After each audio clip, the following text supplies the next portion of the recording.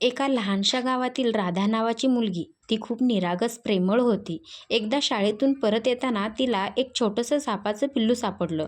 तो खूपच कमजोर, भुकेला होता. राधाने त्याला घरी आणलं. सुरुवातीला ते पिल्लू तिच्या आयुष्याचा भागच बनला. राधा त्याच्यासोबत खेळायची, त्याला खायला द्यायची, त्याच्यावर प्रेम करायची. दिवसागणी ते पिल्लू मोठं होत गेलं. राधा त्याला आपलं मित्र समजू लागली. लोकांनी सांगितलं, "राधे, जपून राहा. काही गोष्टी दिसायला गोड असतात, पण त्या आतून धोकादायक असतात." पण राधाला विश्वास बसला नाही. तिच्यासाठी तो पिल्लू म्हणजे सगळं काही झालं होतं. हळूहळू पिल्लू मोठं झालं. एके दिवशी त्याने खाणं-पिणं सोडून दिलं. राधा काळजीत पडली. तिने गावातल्या डॉक्टरांना दाखवलं. डॉक्टर विचारले, "तो तुझ्या अंगावर उकडून पडतो का? तुझ्यासोबत जेव्हा बेडवर झोपतो, तेव्हा तो तुला घट्ट मिठी मारतो का?"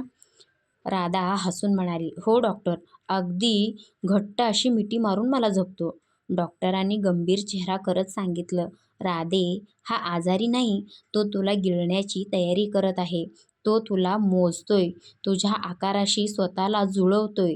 हे ऐकून राधा थरथरली. तिला जाणवलं की ज्या गोष्टीला मित्र समजत होती, तिचं आयुष्य संपू पाहत होते.